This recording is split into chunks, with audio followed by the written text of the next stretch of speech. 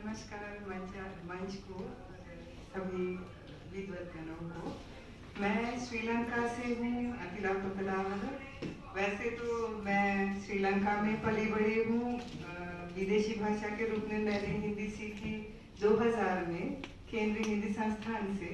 इसके बाद से तो मैं भारत के साथ जुड़ी हुई हूँ। जहाँ भी मुझे अवसर मिलता है लोगों से मिलने का, बात करने का, तो मैं बहुत खुशी से उनमें पहुंच जाती हूँ और मुझे बहुत अच्छा लगता है।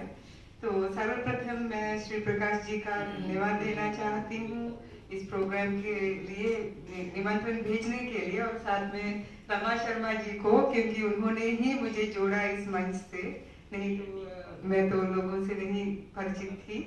और श्रीलंका में वैसे मैं वहाँ के भारतीय दूतावास में दुभाषी के रूप में काम करती हूँ। जो भी यहाँ से भारतीय जाते हैं, कोई भी वीआईपी मिनिस्टर्स जाते हैं वहाँ पे, जब भाषांतरण की जरूरत होती है मैं ही जाती हूँ उसके लिए। और साथ में भारतीय सांस्कृतिक केंद्र में हिंदी शिक्षिका के रूप में काम करती हूँ। और कोलंबो यूनिवर्सिटी में बाह्य प्रवक्ता के रूप में काम करती हूँ। इसके अलावा 2000 से मेरी अपनी निज संस्था है, 24 साल से मैं उसे चलाती हूँ। उसे अभी 1000 से ज्यादा सिंहली विद्यार्थी जो श्रीलंकन हैं उनको मैंने हिंदी सिखाई है, और वे लोग अभी कई जगहों पे कार्यरत हैं, हिंदी से जुड़े हुए काम कर रहे हैं। तो बस यही है। हिंदी से, भारत से तो मेरा जो जुड़ाव है मैं नहीं बता सकती। मैं कितना सुकून महसूस करती हूँ यहाँ पे भी, और जब जब मैं भारत आती हूँ तो शायद आप लोग इजाजत देंगे मैं 2 पंक्तियां सुनाना चाहती हूँ जो मेरी लिखी हुई है।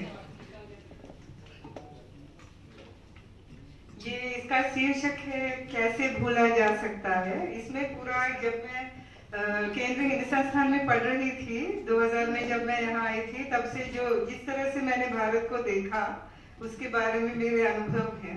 तो कैसे भूला जा सकता है, कैसे भूला जा सकता है भारत माँ का अनोखा प्यार। माँ के बच्चे थे बड़े मिलनसार, माँ के बच्चे थे बड़े मिलनसार, ढूंढता हुआ हिंदी ज्ञान का सागर, ज्ञान के साथ ही पाया अपार, खुशी से भरा प्यारा सा संसार, खुशी से भरा प्यारा सा संसार। कैसे भूला जा सकता है, कैसे भूला जा सकता है।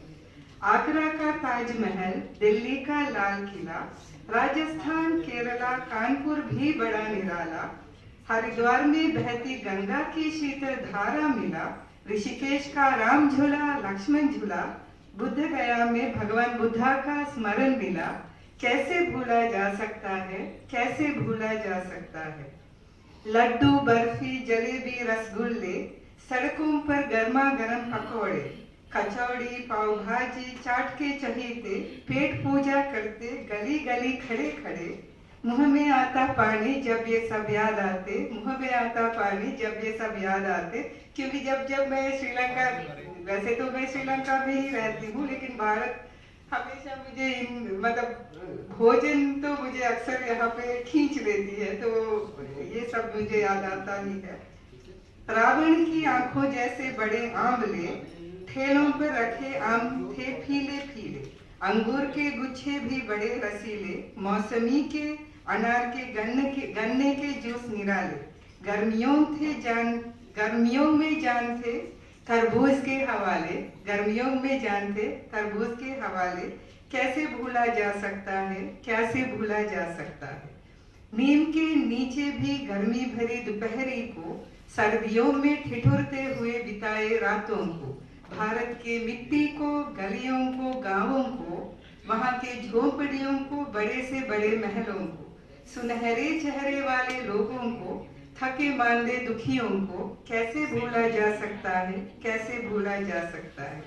दूर दूर तक देखने वाले खेतों की हरियाली, गन्ने के खेत ने किए हमें मतवाली, पीले पीले सरसों के फूलों की फुलवारी, हवा में तिरकती गेहूं की बलियां सुनहरी, प्रकृति ने कर दिया दिलों को मोहकारी, प्रकृति ने कर दिया दिलों को मोहकारी, कैसे भूला जा सकता है, कैसे भूला जा सकता है। आखिरी पंक्ति, लगता है भारत माँ से नाता बहुत बड़ा पुराना, ये बंधन तो कभी नहीं तोड़ा जा सकता। भारत माँ और भारत माँ करती हूँ मैं ये कामना, अगले जन्म में बन जाऊं तेरी ही बिटिया, अगले जन्म में बन जाऊं तेरी ही बिटिया, तब तक रहूं तेरी याद में सदा सदा, कैसे भूला जा सकता है, कैसे भूला जा सकता है। बहुत बहुत धन्यवाद। और आप सभी लोगों से बात करने का, मिलने का मेरा बहुत मन कर रहा था, लेकिन सभी से बात तो नहीं हो पाई। लेकिन क्योंकि रमा जी के साथ मुझे भी निकलना पड़ रहा है, दिल्ली में और एक कार्यक्रम से जुड़ना है, तो आशा है कि हम सब जुड़े रहेंगे इसी कामना के साथ। आप सभी को धन्यवाद, इस कार्यक्रम की सफलता के लिए बधाई देती हूँ।